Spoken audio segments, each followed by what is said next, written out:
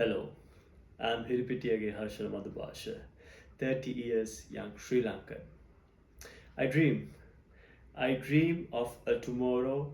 I dream of a world which is safe, fair, and enough. Growing up in a conflict driven community in Sri Lanka, facing natural disasters and man made disasters firsthand, my dream was always to become a change maker, to change a person, to change a country, to change the world ultimately. Inequality and injustice in economic, social, and environmental aspects of society have always made me question how this can become better. I always used to think that someone else has to make it better for us. But gradually, when I grew up, I began to realize that that someone is not going to come. That someone has to be me. Hence, here I am applying for your program, hoping that it would empower me in my voyage to become that someone. Sri Lanka, an island nation which is prone to adverse effects of climate change.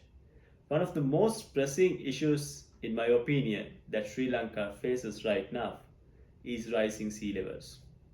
It has affected the lives of many vulnerable communities who are in poverty and social distress. Climate change is going to have adverse impacts on the future of this world, and the children, adolescents, and the youth will have to cope with it in the future. Our lives will be affected, or to be precise, we will have to live with it.